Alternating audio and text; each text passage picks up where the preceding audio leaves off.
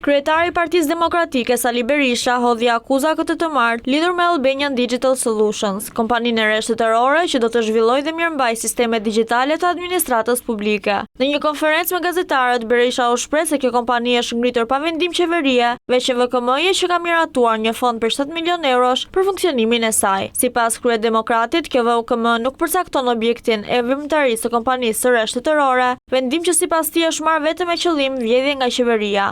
Për ngritjen e ADS-s, minjerës Florini Tedi Rams nuk ka një vendim të Këshillit Ministrave, i cili do të pasqyronte qartë kompetencat e këtij institucioni. Është një mënyrë e gjetur për të kanalizuar fondet drejt kompanive të Baxhos apo Kunatit të lindës së Surrelit, pa asnjë mekanizëm kontrolli, por megjithatë, krijimi i kompanisë përderisa janë përdorur fondet publike, 7 milion euro, duhet të shoqërohej së paku me një vendim të Këshillit Ministrave. Ndërkohë Berisha foli dhe për rrëzimin e kërkesës për komision hetimor mbi çështjen Migoni, ku u shpreh se sipas tij vendimi është ndikuar politikisht dhe pengon zbardhjen e një skandali të madh ndërkombëtar. Ai paralajmëroi se opozita do ta çojë çështjen në gjykatën e Strasburgut.